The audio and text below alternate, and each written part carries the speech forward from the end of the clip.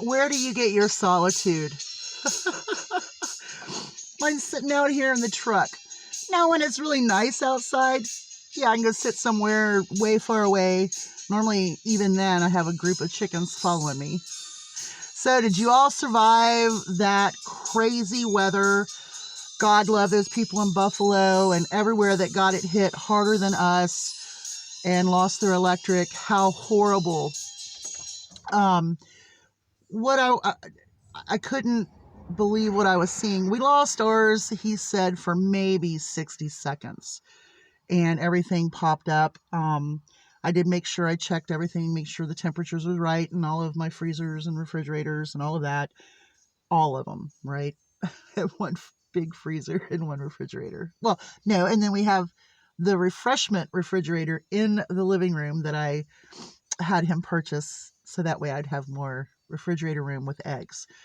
Okay. It was bad. Um, it was so cold that our inside back door had ice up it. It's a wood door and it had ice up it. That's how cold it was. Everybody survived. I survived. I only had one misstep, but I didn't go down. I just kind of tweaked myself a little bit, and that was yesterday. Yesterday was the first day I left our homestead, um, and I went and got fast food. I also went out to get cat litter, and that's what I want to talk about. I prepare for everything. I mean, it doesn't matter what's going to happen. If something's going to happen and I know it and I've got, forewarning, I grab extra. I do that. I put it in away. I make certain that I have those things that we need all the time, every day, the everyday needs. I make sure they're stocked up. You know, when I had no employment from a certain time to a certain time, my husband is only used to paying a couple of bills and that's it. I pay a couple of bills and do groceries, or he gets the special occasion food or all the snack food, which he has been buying a lot of. This summer, we did not use our oven. And so when fall hit, man, he was buying all of this stuff and putting it in the freezer. And I'm like, wait a minute, hold on. So we kind of have this deal. If I find a good meat deal, I'm going to do it and I'm going to freeze it. And he's just going to have to look and see what it looks like if he's going to pick up snacky food to put in there. Or if he has this thing in mind, let me know and I'll rotate stuff around, maybe pull something out, cook it instead of what I had planned, whatever. So anyway, he's been rotating that with snacky foods. And I think that's why I gained so much. As soon as we were able to use the oven, man, all those carb loaded snacks in the oven, of course, nothing fried. It was all baked, but it still wasn't good. Anyway, my 6-day plan for this time period of our cold, we did really, really well. I knew I would run out of soda because I shouldn't be drinking it anyway, trying to lose weight. So I had no problem with making some brewed tea, put it in the refrigerator. The one thing I didn't do is grab an extra gallon of milk, and I really wish I would have, because I had already used up all of my backup soy shelf stable milk for my girls, and I would have liked to have had more milk, yogurts, cottage cheeses. I did have 2 really big things of yogurt that I divided up amongst them. But for my group, they really need that extra. I have, the cross-beak Frazzle, and she really has a hard time eating food. So I need to make certain that that's there. I need to make certain that I've got my blender or my squasher, crusher, food processor, whatever the hell it is. I don't know. Have it out so that way I can just pull vegetables and fruits and just keep doing that when we're stuck in a place like this. With the girls, with my major flock in the big barn, all my girls I took up, Betty, Lizbeth had already decided that's where she was going to stay.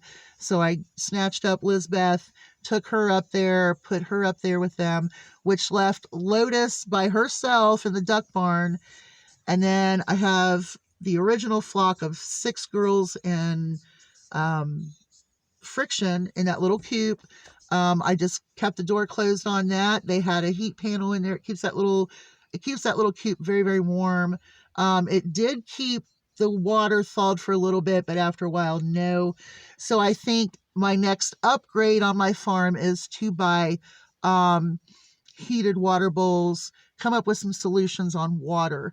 You know, I had no problems with putting on clothes and running up to the barn and checking and running these and running that. But it did take its toll on me. It was very hard. You know, like 3 or 4 times a day, I was going to the barn, to the coop, and so on and so forth. But everybody survived. Everybody looks good. And I'm going to show you what I put in their water. This is a multi-collagen protein. I got 2 of these boxes full of these little packets at the food bank. And since I didn't have any extra milk for them, I didn't want to dig into the instant milk, my dried powdered milk. There was just no need for that. I mean, come on, they're chickens, right? But they're my chickens. So anyway, I was putting one of these to every like water bottle size waters. I don't know how many ounces they are. You probably do offhand. But I was putting one of these in those. I was putting like 3 or 4 of these in a gallon of water, which is probably about the same. And then I'll tell you what, the one day my roosters really popped up. I've got 2 roosters and they're confined to their own stall, which I'm going to have to do something about that because I think it's time for Johnny to go. And I think it's time for little Mr. Van Napoleon to go. Neither one of them have combs that I like. They have the flop down combs. When my breeding, I want a very small rosette or very small comb. And I'm only going to start getting that when I use Friction this year with these girls. So that's my plan, is to get rid of both those roosters. I love them dearly. And Johnny was a hand hatch for me. He's very lovable. But I don't want to use either one of them in the breeding because Johnny does have that Welsumer bloodline, and I really found the Welsumer chickens to be very sickly, and I really need a good hardy chicken. I'll tell you, the chickens that really have impressed me the most were the Sapphire Gems. These little girls, I'll tell you what, they are hunters. They're very friendly. They're inquisitive. I think it might be the best chicken breed that I have had yet. I have one, I call her Bluebell, and she's just awesome. She lets me pick her up. She's always the first one to the house before I get back to the house when I turn loose in the morning. But Sapphire Gems, they lay a very large egg for their little bodies as well. Now, they seem to be doing pretty good in the cold. They adapt very well to their environment, it seems like. But they have no problems with running out in the snow and snatching what they want and then getting back in. I think that's my new favorite breed of chicken. So if I can get them and the Jersey Giants, make certain that Friction has gotten them, and then I'll just hatch a bunch of eggs this spring and see what we get out of those, and hopefully some really cool chickens. But anyway, back to what I was doing. My roosters pumped up when I started putting that in the water, like on the 2nd or 3rd day that we were stuck in, and it was so cold. But anyway, the only thing I ran out of, and I knew I was going to run out of, as far as our daily needs, was the cat litter.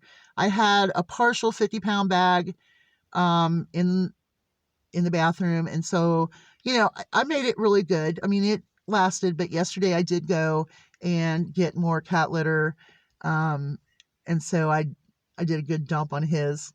I didn't dump on his, I dumped his out. Wow. It's one of those days. I did feed our birds out back. I brought them back down. They've been feeding out in the window, and Thor's been watching that. He's been eating shrimp with his dad, and his dad finally told me to quit giving the cat shrimp. Really? No. What else? Let's see here. I didn't run out of coffee because I had one more container back up. So coffee and cat litter, always. Those are the 2 things in my household that I have to really watch.